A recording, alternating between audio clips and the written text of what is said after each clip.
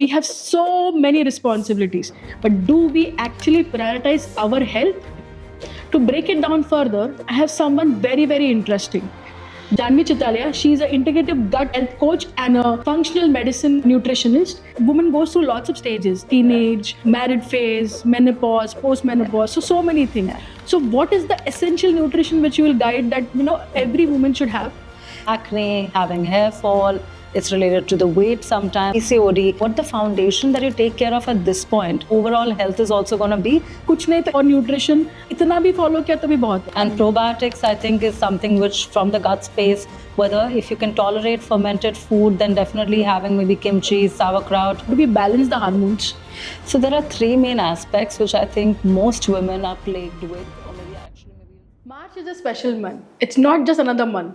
It's Women's Month, right?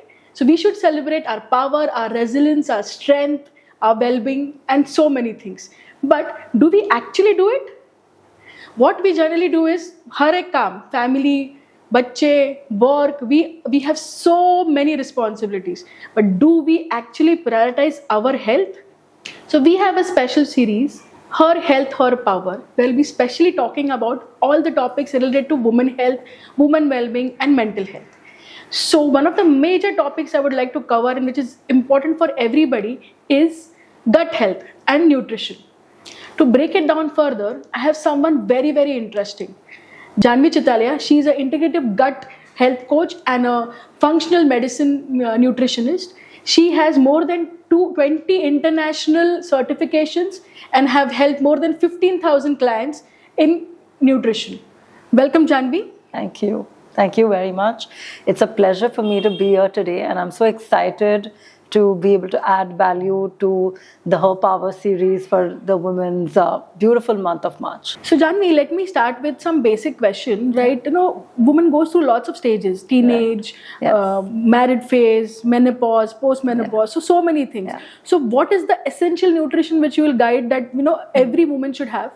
So I think what you're saying is correct, that the whole journey for women is very dynamic, because at every stage there's a requirement for different nutrients, and I think sometimes we don't realize that how much it is important to be able to focus on the most important nutrition in that phase, which will not only help them at that point, say for example a teenager phase.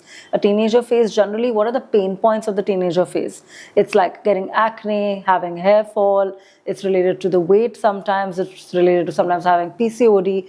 So all of these things, what the foundation that you take care of at this point has a huge impact on how the second, third, other phases of the overall health is also going to be. So you're setting up a boundary or a foundation for it is very important.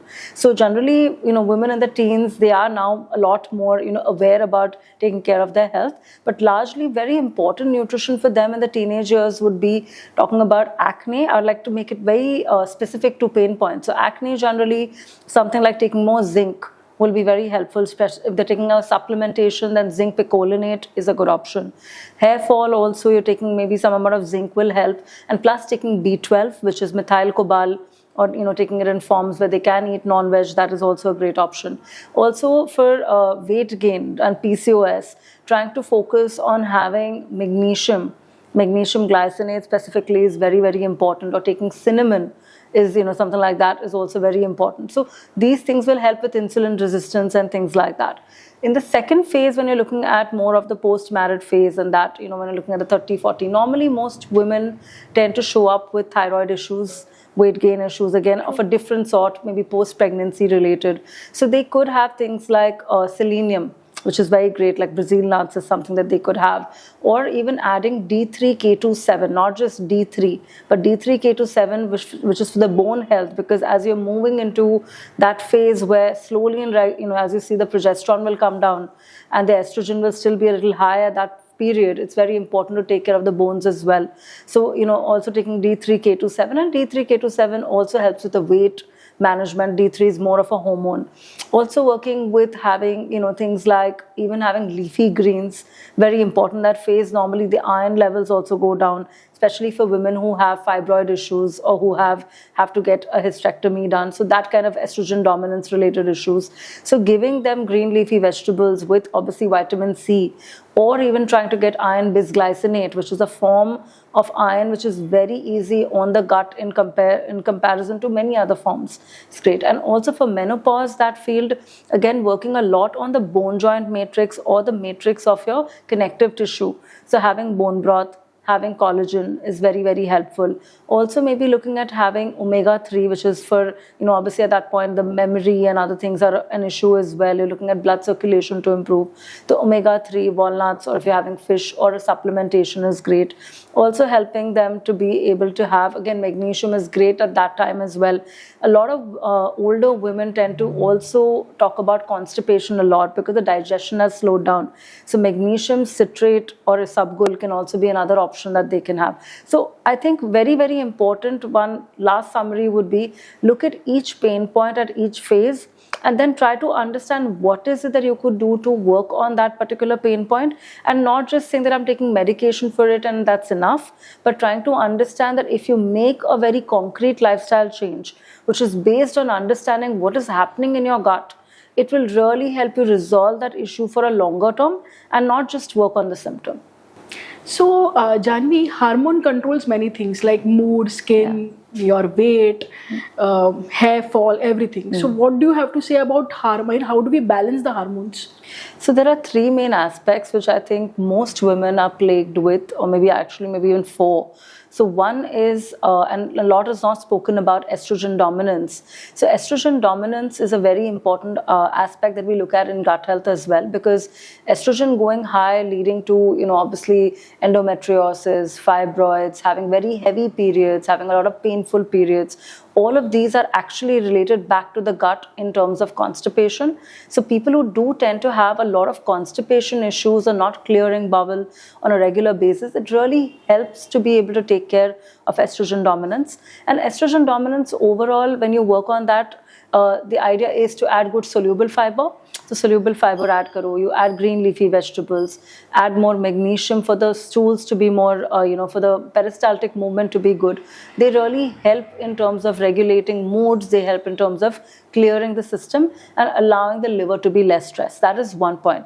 Second point is thyroid. I think everybody talks about thyroid all the time, and women come to us all the time talking about thyroid. One thing that I think is very important that people understand, that thyroid goes beyond the TSH level, and looking at the conversion or the metabolism through the lens of saying T3, T4 conversion. So T4 converting to T3, which is the active form, is very important, because a lot of times, a lot of hair fall, a lot of unexplained things, even when your TSH levels are in range with medication or without medication, a lot of times women don't understand that their mood swings are there, excessive hair fall, feeling cold, not losing even 1 kilo of weight without, taking all the effort and still not losing it, is related to the conversion and often related to the autoimmune aspect of gut, which is, gut like Hashimoto's or Graves. So that's another aspect to understand. And working on D3, working on selenium, working on improving the metabolism through protein would be very helpful. The third other part is the insulin resistance. Insulin resistance often is also not understood very, very well. And most cases of PCOD or PCOS are because of insulin resistance. So getting on to maybe like a IF or an intermittent fasting would be very helpful.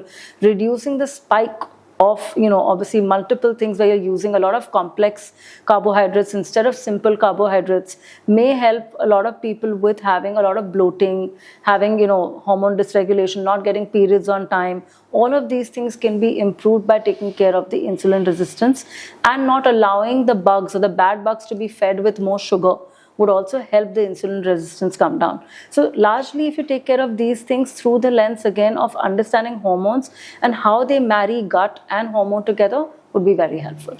Rightly said, Janvi, that nowadays we see that PCOD cases have increased a lot as compared to earlier years. So good point to be highlighted. Thank you. So Janvi, what are the most common mistakes which generally women make when it's about nutrition?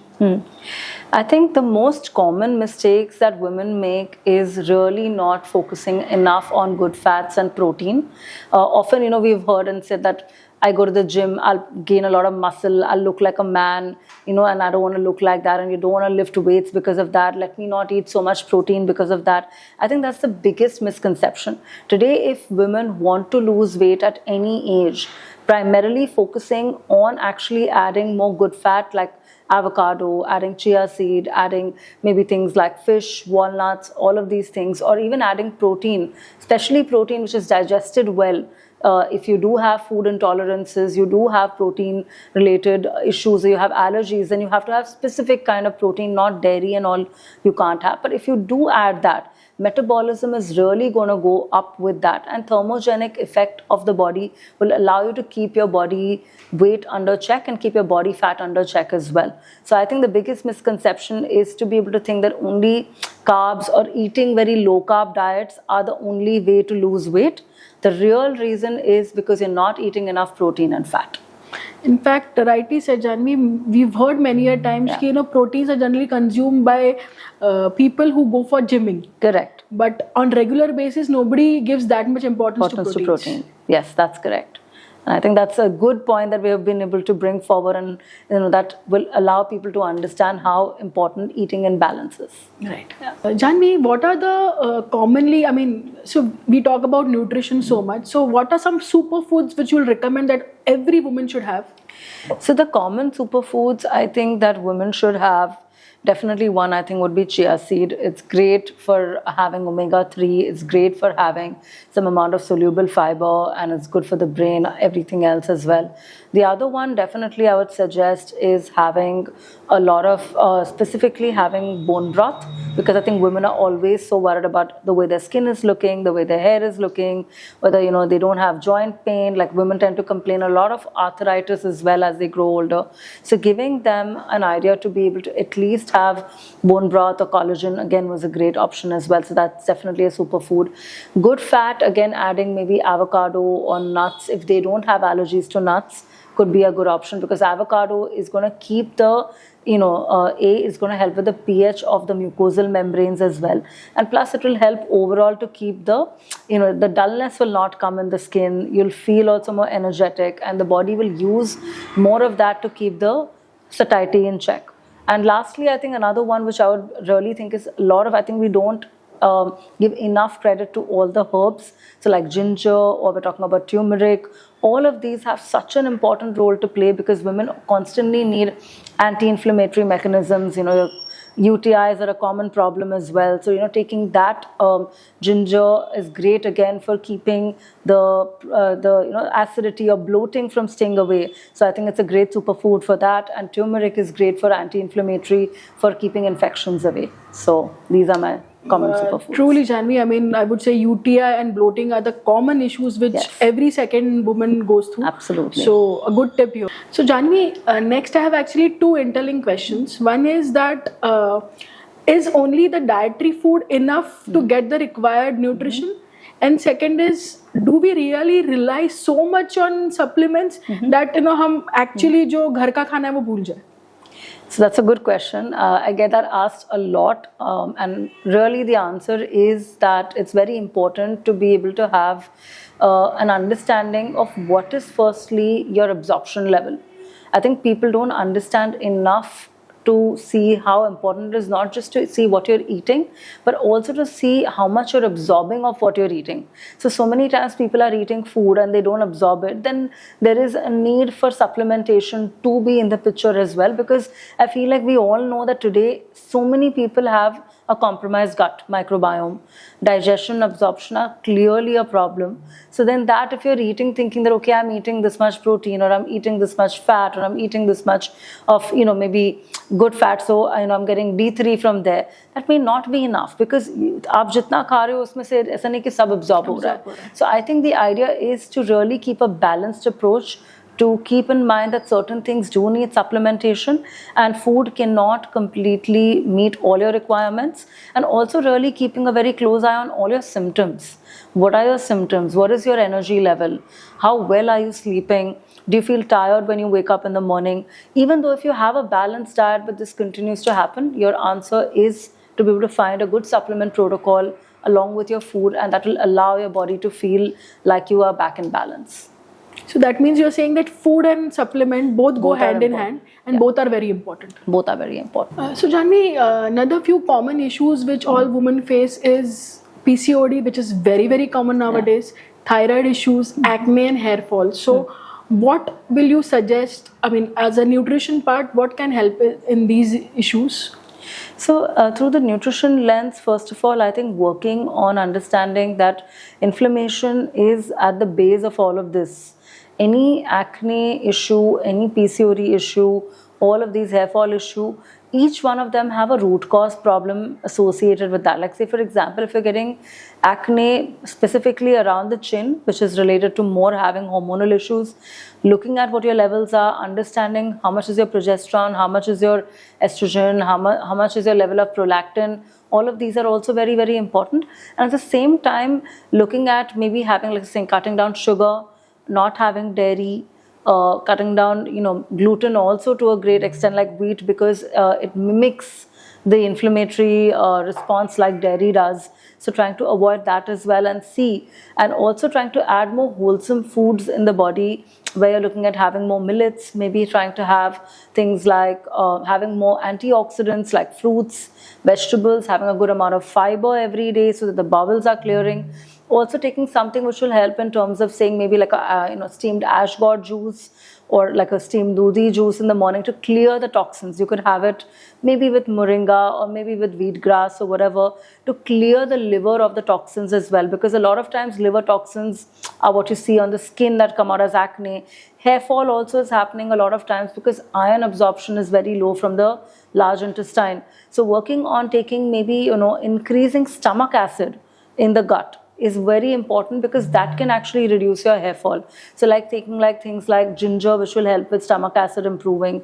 It may help to even take, sometimes you're taking even foods like green leafy vegetables, or you're taking like very bitter like karela you're having or dil you're having. These really increase your stomach acid, which allow the iron levels in the body to also kind of go up, and that will help with the hair fall. So these kind of things can be done. So understanding the root cause problem of why an issue is happening is very important. Even for PCOD, like we spoke, whether it's insulin resistance, whether DHT levels are high and that's giving rise to liver issues. So that is for, once we understand the thing and the problem, then finding a food related to that or a whole group of foods which are healthy for that mechanism is very important. But generally, like I said, maybe adding vitamin D3, K2, omega-3 by the standard rule, and keeping really dairy, gluten, sugar off the diet as much as possible, eating more wholesome food, eating more at home cooked meals. All of these can overall help all these conditions, and ensuring that you know what your markers are, like your iron markers, your zinc markers, your understanding a little bit more of your B12, D3 deficiencies will also help. So nowadays we see everybody is very busy and they don't have time for ourselves. So what is some basic balanced meal plan that you'll suggest for a busy woman? I think for a busy woman, probably first thing is really prepping a little bit is important, and batching the food can be a really good option. Making some preps at the start for two, 3 meals together or 2-3 days together, and freezing them. For a lot of women today is, I think it's a good idea, because if they are not able to make multiple things in a day, some of my favorite quick go-tos would be if you could make like have like a healthy gluten-free wrap. In that you put some avocado and some vegetables and have it, or having a chia seed pudding is a great idea as well with some fruits. And if you're not intolerant or allergic to nuts, you can add some nuts and dry fruits. Maybe even having something very simple like just putting in a khichdi, like a barnyard millet khichdi with all the vegetables, quickly put in the cooker and then make that is an easy option as well. And apart from that, maybe having things like a smoothie bowl. A quick smoothie bowl can also be a quick fix when you don't have enough time to eat something. Then having a smoothie bowl with like almond milk and some fruits, some chia seed, so you get all your superfoods in quickly. That's a good way to do that. My only super tip for this would be that even if you don't have the time, at least have some kind of mindfulness towards how much nutrition packed meal are you making. Let it not be more of a junk based meal. Let it be more of a super nutritious meal. Pack in 2-3 main superfood ingredients, be it a herb, be it a, even like if it's a food or a berry or whatever, but try to ensure that every meal counts, because every meal does count for your body. I totally agree, Janvi, that prepping up is very, very important. Janvi, there's always a debate that, avoid dairy, gluten, sugary drinks. So, does it apply for females as well? I mean, do women have to avoid them really? So I think the real answer to this is, first of all, for every case, for you to know whether gluten, dairy, sugar are things that you should have or not, and for you to be convinced, I think the most important thing is to start with a 3-day elimination of each of these foods. So gluten, 3 days you avoid, like anything under gluten, whether it's maida, wheat, any form of noodles, everything that you have which is gluten in it, or dairy you avoid for 3 days, and sugar you avoid for 3 days, and see what your body feels. Because I think it's when I see it from the gut perspective, I would definitely suggest that these 3 foods should definitely be avoided. If can't be avoided, should be reduced, and sugar definitely is something that should be reduced for sure. Because at the end of the day, a lot of us don't realize that we don't have enough breakdown gluten, dairy. So the protein structure in that, often we don't have the capacity to digest it. And sometimes you may not even realize your simple intake of these foods are giving you constipation, indigestion, bloating, stomach ache, water retention, all of these things that you don't want. Actually, I like the tip wherein 3 day to avoid things will be easier to follow, I guess. Yes. Yeah. So Janvi, how exactly gut health, is related to mood and energy? So gut health definitely, I think, is a very important aspect. When you're looking at the gut health, you're looking at actually a second brain. And we all understand that at the end of the day today, it's a very beautiful connection that the gut and brain both have together. So the gut and the brain are constantly bidirectionally talking to each other through this vagus nerve, which is going down our spinal cord.